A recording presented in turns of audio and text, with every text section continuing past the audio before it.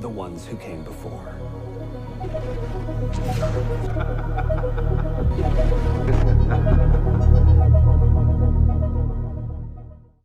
Hi everyone, Collier from the ones who came before. The launch of AC Syndicate is slowly approaching, and me and Caroline have decided to put together a short video listing the top 10 things we want to see in the game. Just so you know, this video contains major spoilers for the Assassin's Creed Unity novel and Forsaken, and minor spoilers for AC Rogue and Unity. 10. More temples and vaults. Throughout the Assassin's Creed franchise, we have seen a number of First Civilization temples and vaults, all with different purposes. In Assassin's Creed 1, we learn that there are 2 vaults in the UK, both of which are holding pieces of Eden. This is also confirmed in Assassin's Creed 2 when Altair's Codex is pieced together. The vault in England appears to be at Stonehenge, as Assassin's Creed Syndicate is set in England. We think it would be interesting to visit this First Civilization structure. 9. Her Majesty Theatre.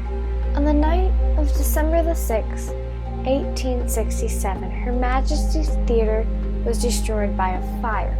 Only the bare walls of the theatre remained, and most of the nearby shops suffered damage. As this event happened the year before Assassin's Creed Syndicate, we would like to know what really happened. Was the building's destruction down to the Assassins or Templars, or was it just an accident? Hopefully the remains of the building will be in Assassin's Creed Syndicate. 8. The return of Alan Rikkin. Alan Rikkin is the current CEO of Abstergo Industries and a member of the Inner Sanctum of the Templar Order. He was first seen in Assassin's Creed 1. He became frustrated that it was taking a few days for Desmond Miles to synchronize with the memory they needed to map the pieces of Eden. Well? We've got the map. How many? At least half a dozen. We don't need them all. We should assume some amount of decay. I can't imagine they'll all still be functioning. At least 2 appear to reside on land masses that no longer exist. We'll dispatch teams to each site and determine viability. We only need 1, after all. What about the rest? Collect them. Let's not leave anything to chance. Last thing we need is some damn survivor making trouble for us in the new world. Alan Rikkin is an important character in the Assassin's Creed present-day storyline, and we would like to see him again in Assassin's Creed Syndicate. 7. Multiple save profiles. Assassin's Creed Unity only allowed the player to have 1 save profile, making it the first major Assassin's Creed game to have this problem. This problem is due to the online co-op that Assassin's Creed Unity had.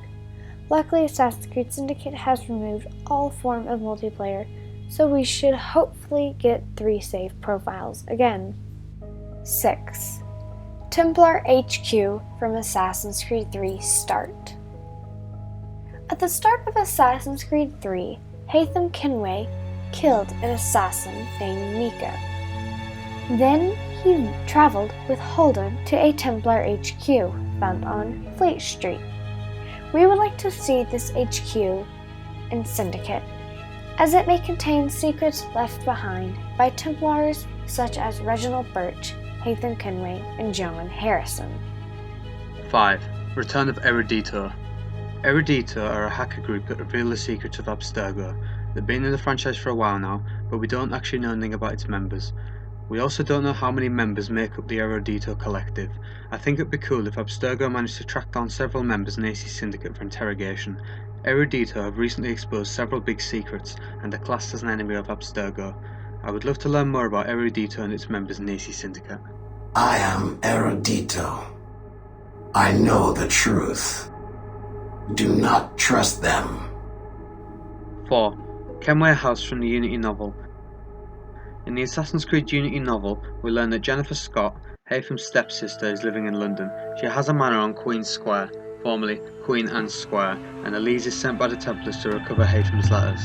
As Jennifer Scott is the last remaining member of the Kenway family in London that we know of, she may well have several possessions of Edward and Haytham's locked away somewhere. Elise was eventually presented with a Templar cross that had been a gift from Haytham to Jennifer. I think that the Kenway Scott Manor will be an interesting place to explore in Syndicate, as it links the Kenway family to Victorian London. 3. More Juno.